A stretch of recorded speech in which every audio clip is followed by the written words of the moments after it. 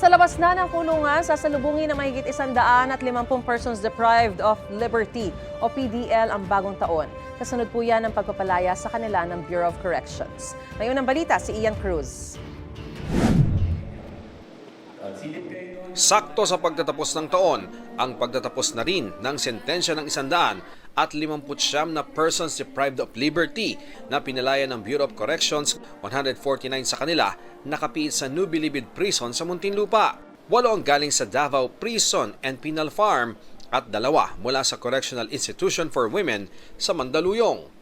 Ang PDL na si Nena, hindi niya tunay na pangalan, isang beses lang daw nadalaw sa kanyang pagkakakulong sa koreksyonal.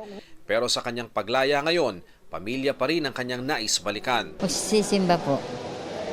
Nagpapasalamat kay Lord na tinugon niya ang lahat ng pray ko.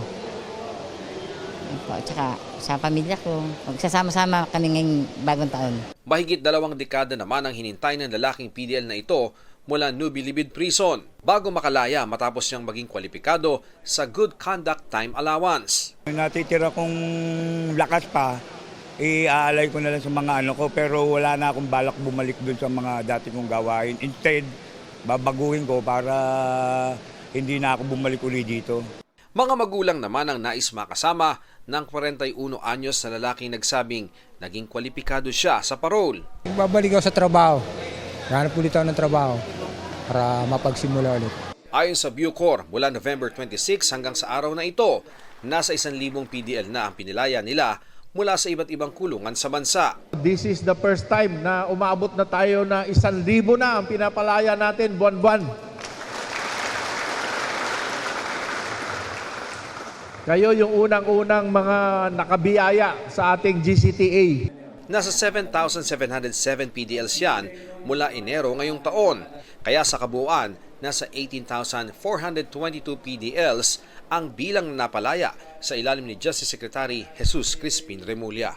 Sa susunod na taon, maraming PDL ang maaring mag-avail ng benepisyo ng batas kasama na ang nakagawa ng heinous crime.